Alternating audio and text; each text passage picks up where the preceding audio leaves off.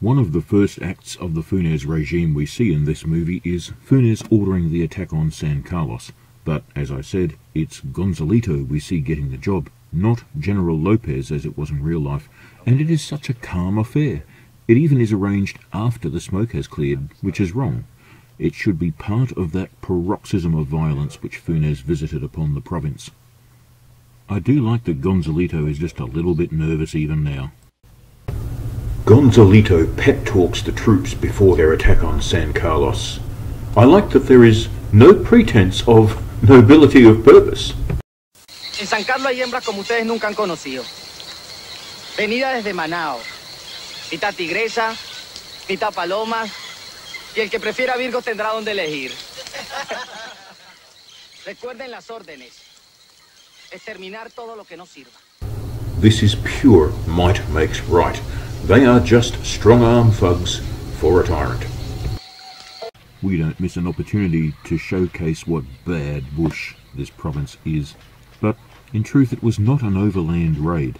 It was carried out by boat, as quickly as possible once the general coup was launched, presumably to swoop upon it before word could reach San Carlos that a coup had been launched at all. Overland communications in the province were as good as impossible in those days.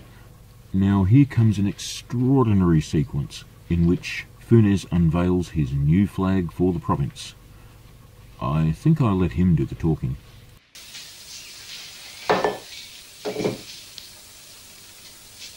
La bandera de San Fernando. Una sorpresa para el pueblo y para usted, Gilberto. Y esas figuras negras en el centro. Samuros. Planeando sobre el Río Negro. Recortándonos cada día la muerte.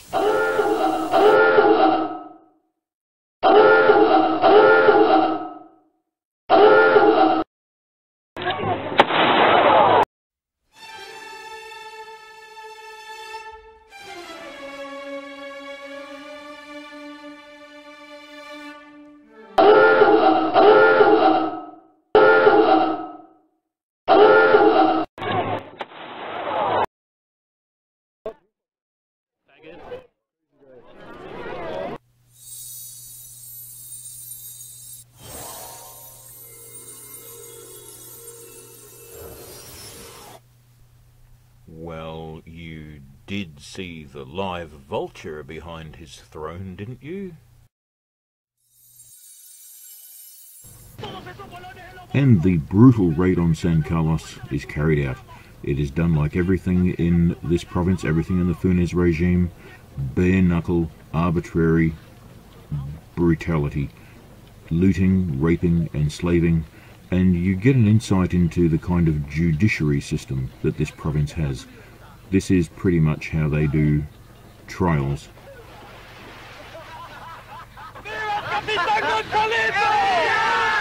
Things start to move with the speed of an action movie now.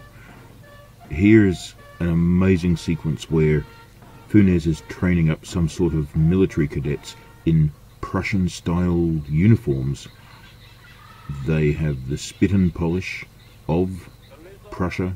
There's also some West Point style men to be seen around the flag.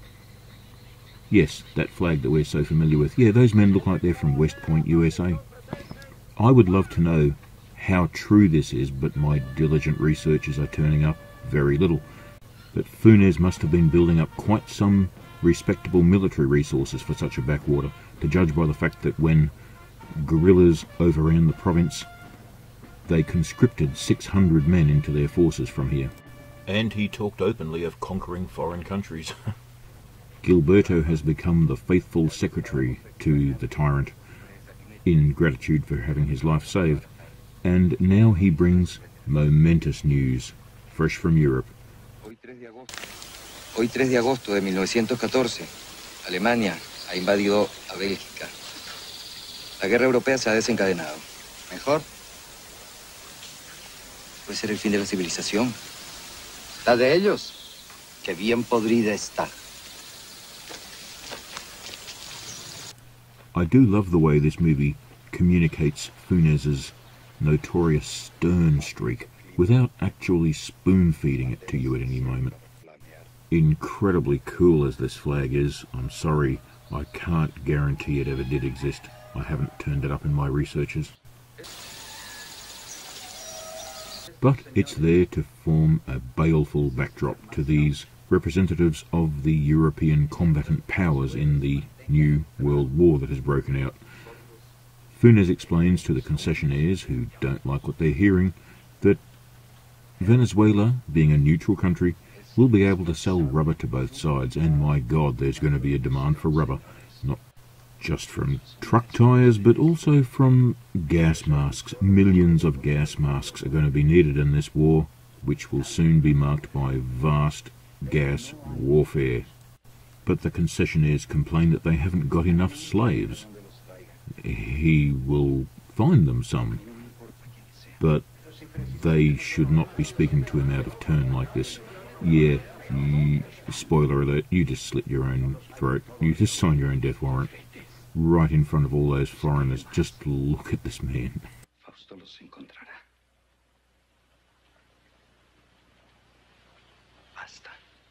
Although this movie is generally a pretty good history lesson, it does break with timeline badly at this point.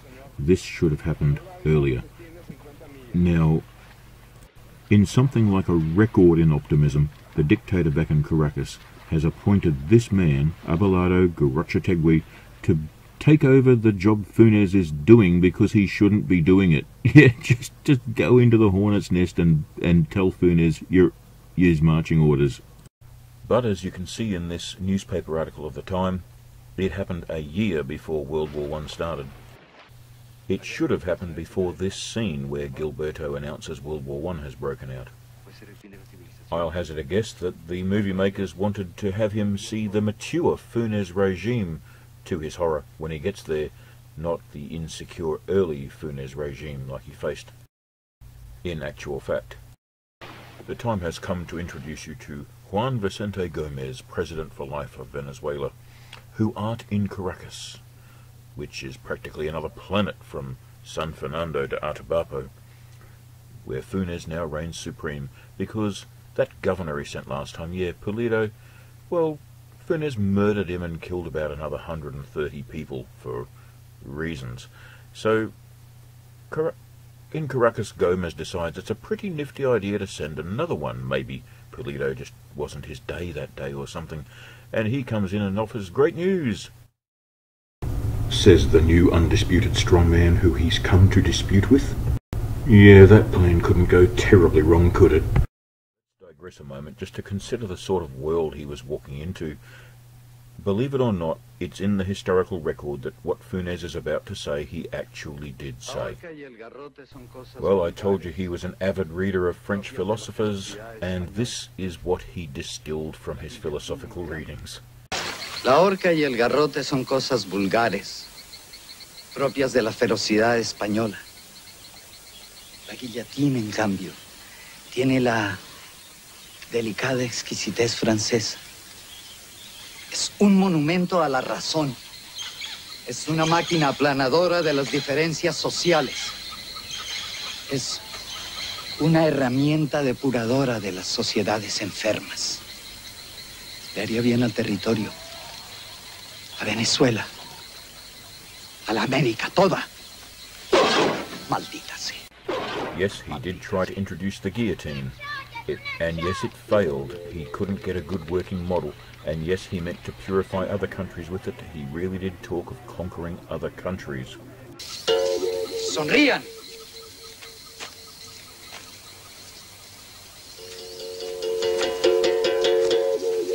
Ahora son felices. Sonrían. Sonrían. Sonrían. Son felices. Sonrían. Usted también, sonrían. What happened is simply that Gomez and Garrochategui had no fucking idea what the hell they were playing at. Confronted with the reality of this real-life Apocalypse Now style hellhole, the would-be sacrificial lamb played it smart and saved himself instead. Abelardo Garrochategui pretended that the governor's job wasn't that important to him after all, and concentrated on buttering up Funes, we see him making out that he is just a latter-day John the Baptist, sent to finger and anoint the real saviour. He put up with the snubbing because he knew it would get him out of there safely if he played by this man's rules. Yo solo.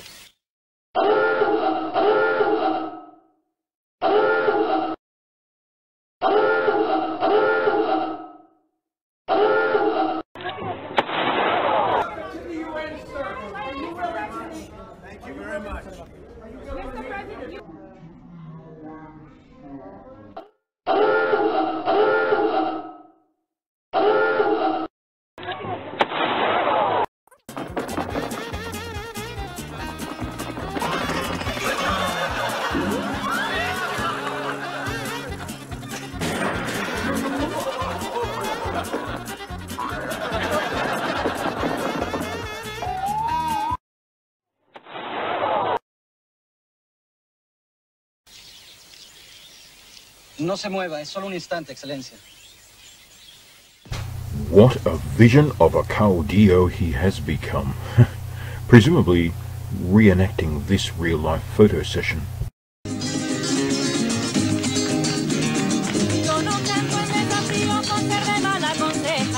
I just love this song. Doesn't it starkly bring home the reality of an oppressed society that they would celebrate being oppressed?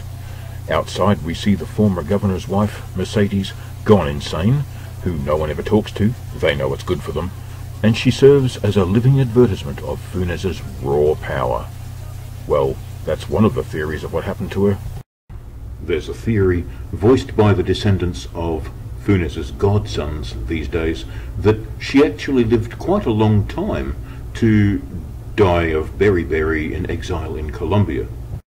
And even that Funes treated her well, even forwarding her jewellery to her in exile. And that way too much of our received wisdom comes from the word of this man, leftist guerrilla leader Arevalo Cedeno, who tirelessly campaigned against the Gomez dictatorship in Caracas. Why believe propaganda missives from people like him? Say people who could never propagandize themselves, right? But they don't make a good case for this. They have their own axe to grind, they have their own family's reputation to restore. And yes, Arevalo's propaganda was strident and bombastic, but the oral traditions about Funes in this province are overwhelmingly negative.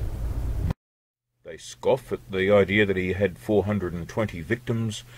They say there couldn't have been that many men in San Fernando City. They're wrong. Arevalo Cedeno managed to find 600 to conscript into his army. And as for treating her better than received wisdom tells us, come on. Leaving aside the question of how he treated her after the overthrow, the very fact he staged an armed overthrow of her husband's government and her in just is a straight-up criminal act right there, form on the board. But the history of the Funes regime is more complex than some would make it out to be. Here we see, as an aside, we see Funes's personal witch doctor being sent out to sniff out some more Indian slaves desperately needed to keep up rubber production. Yes, a complex matter. Like here we see the leading concessionaires conspiring, terrified that Funes is going to kill them all. Or, as one Colombian author wrote, bury them up to their nipples and let birds peck their eyes out. We even see the wife of one of these concessionaires being terrorized by a mystery pot being found in the house by the maid. When it's opened, it contains her husband's plucked out eyes. Any mystery as to where they came from is cleared up in the next scene, where these women come across the heads of those major concessionaires. There's that forsaken ex-governor's wife who no one dares talk to, so they come across the heads of the concessionaires planted in a pit of lime, and, well, notice the eyes missing from the middle one? You put the clues together. Funes did indeed make a sport of such viciousness, but not to my knowledge with the rubber barons, the concessionaires. He needed them, he worked with them, rather than against them. Indeed, he was one of them himself, as was his ill-fated predecessor who you've seen him murder. Let us return now to that would-be governor, that would-be cutter of the crap, Abelardo Garrochategui, who's gotten in way too deep and can't wait to get out. He sees Funes, that ever the stern moralist, expressing grave dismay over seeing a woman very much enjoying herself drunkenly at this celebration, and bears witness to the way things are done under Funes for someone who's committed a first misdemeanor offence. These two henchmen are real-life characters, Avispa and Picure, hand-picked sadistic maniacs. No doubt he's thinking, those children I've left behind back in Caracas, one of whom has just been born, just as I've hit 51, are crying out for me, and it's time I gave this mugs game away any way I can. That several-week-long canoe ride with no toilets is going to feel like getting a polish from Anne Hathaway if I can only get out of here. Abelardo Garrochategui made it back successfully to the blessed abode of Caracas. I think the actor is quite a good resemblance to this original portrait, but doesn't he look just a bit freaked out by it all, like he ought to be? Es impresionante cuánto ha hecho usted en este territorio por mí. Es usted un coloso. La Amazonía solo tiene un coloso. Se alza allá, al sur. El Marahuaca, la montaña más alta. Nadie ha subido a su cima, pero yo subiré. Clavaré mi bandera y toda América sabrá quién es Tomás Funes. We then proceed to watch Funes do just that. After suitable voodoo ritual cleansing, we cut straight to him on top of the Marahuaca, holding that wonderful flag as promised, surveilling his domain. But, try as I might, I can find not a shred of proof that this ever happened. For if Amazonas territory's highest mountain had been conquered by no less a man than the infamous tyrant Tomás Funes, the local people would still be talking about it in hushed awe and reverence to this day. They don't. I can only conclude that it was all a dream sequence, and indeed, the movie's pace is accelerating so fast that it's becoming quite confusing quite often. But I'd have to say it's a tremendous pity that Funes didn't embark upon his career of foreign conquest of the other American countries. What a great sequel we could get. We could have Bellatar Man dedicated to finding out what the fuck Bellatar is. Climbing a mountain is wussy territory. I mean, look at this. Wouldn't be canoes anymore, would it? And that's the kind of mountain, never mind the Marahuaca, that he would have.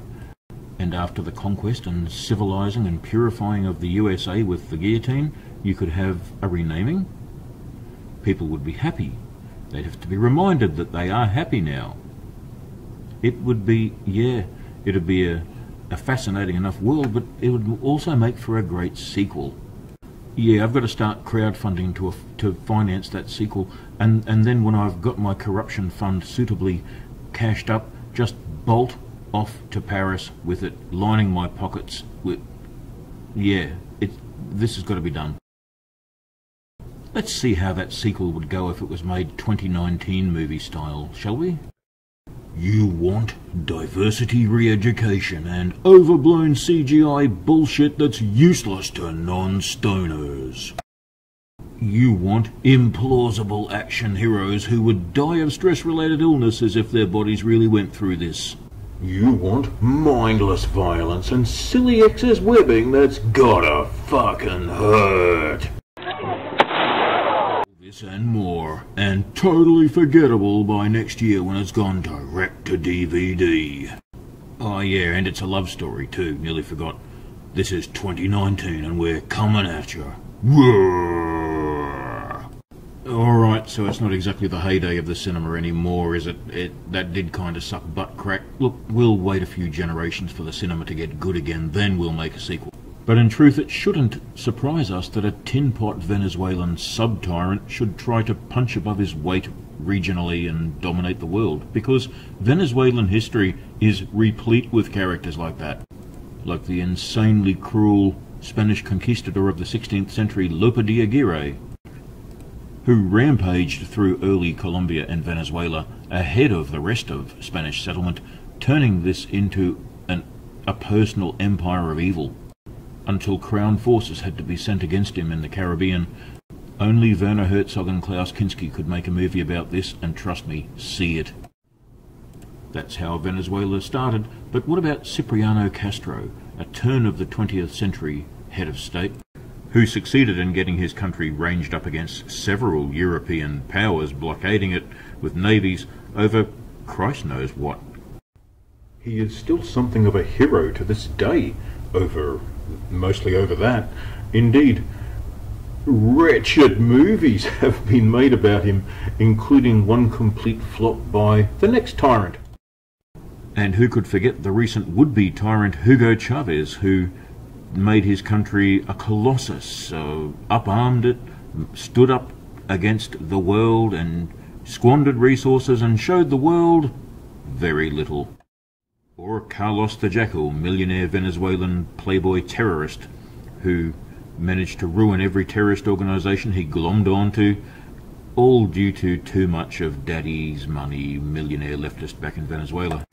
Currently residing in a French prison for about the next 1,000,000 years, if you didn't know. So Funes's inflated ego makes some sense now. But before we go to the downfall of his regime, let's look at foreigners who passed through this heart of darkness in his reign, like Jose Eustacio Rivera, who wrote Colombia's most cherished novel, La Voragine, The Whirlpool.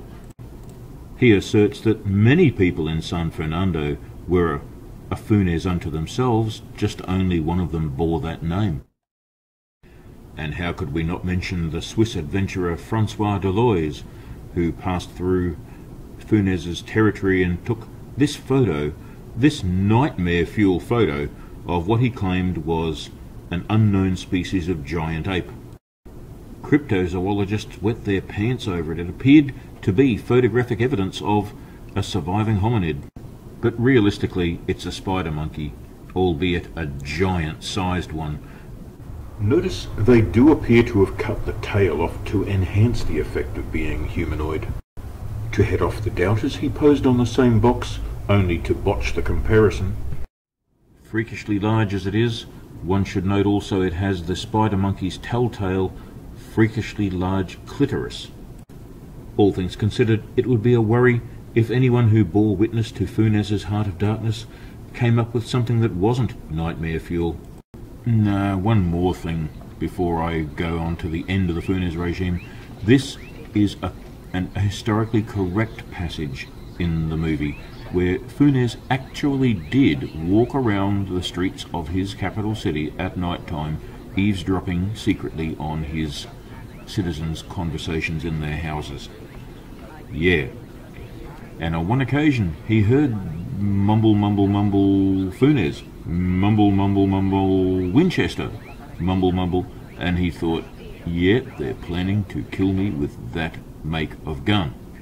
And as this movie correctly shows, he then passed a law requiring all citizens to keep their windows and doors open at all times, and always to speak in a loud voice. Whispering would be severely punished. It doesn't get more intrusive a dictatorship than that, does it? As Rivera writes, never before in any country has a man exercised such tyrannical power over life and property as did Colonel Funes in the enormous and tormented rubber zone. Now, he then submitted that proposed draft bill to his parliament, for them to debate and approve. No, just kidding. It was a Fury directive, of course. They'll obey it or die. No doubt they just had to get used to their houses filling up with insects. The Funes regime lasted nearly 7 years. Now let's look at how it ended. I've tried not to give you spoilers, but there have been some clues already. So, here's what happened. A a band of leftist guerrillas erupted out of nowhere, out of the riverine jungle, and suddenly swamped inner San Fernando, overpowering many of Funes's defences and besieging him and his loyal guards. They put up a brave resistance. They fought for about 2 days until they understood that the building was going to be burned down on top of them. Then Funes entered into negotiations. This is the sort of thing that happens in the movies. Now look, this man is behind very good cover, that tree, right? But he throws it away to go and crouch behind that useless cover there. That doesn't happen in real life. You value the one life you've got too much for that. Here is their leader, Arevalo Cedeno, who tried so many times, that's him again, so many times to overthrow the Gomez dictatorship that had gotten monotonous. But no one can ever take away from him that he did overthrow the Funes micro-dictatorship. Too late, Funes realised what a mistake it was to round up all the guns in his realm and have them kept in his house. So, even if there had been a groundswell of support for him, it would have been of no practical use. He negotiated a ceasefire and a safe conduct, and came out to negotiate with Arevalo. Just look at Funes. He always looks like an avenging angel, even in defeat. The safe conduct agreement evaporated as soon as Arevalo's honour was put to the test. Vámonos contra Gómez. No. Arevalo said, all the waters of the rivers and seas would not be enough for me to wash away the crimes you have committed, and turned his back on him, and organised a kangaroo court to try him. As you would expect with a drumhead court-martial, they found him guilty and sentenced him to death by firing squad. Yet this sequence is as unsatisfactory as the coup sequence was. Notice how there's no citizens in the firing squad, just guerrillas, besides which Funes displayed great dignity in his trial, in which he had a defence and a co-defendant. It's at this point we should be seeing Funes' trusted henchman Luciano Lopez, who I told you about in the Funes coup, spreading the violence to another town. He was co-defendant of Funes now. But another interesting gauge of Arevalo Cedeno's honour is the fact that he made the godsons of Funes watch his execution. ¡Fuego!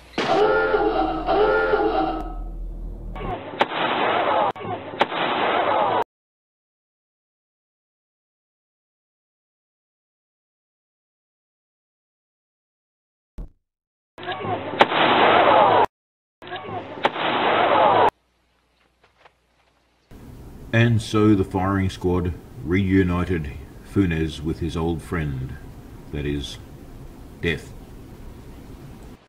Next time you're in San Fernando de Atabapo, go to the central square and see the memorial on the spot where he was executed, and see his grave. Dreadful as his criminal regime was, they're pretty thankful for something interesting ever to have happened there. Arevalo Cedeno conscripted hundreds of the locals into his guerrilla army and continued his attempt to overthrow the Gomez dictatorship in Caracas. And he lost, and had to scramble back to yet another exile in Colombia before getting a force together again and trying, in total, 7 unsuccessful invasions of Venezuela. And then the Venezuelans came to understand that Venezuela is practically floating on oil, and the rubber age came to an end. Alright, that's the movie Rio Negro. Let's move on now to looking at the major characters one by one. So, come on through to part 3, where we will examine these characters and see how historically accurate they are or are not. Thank you from the Jaguar Knight.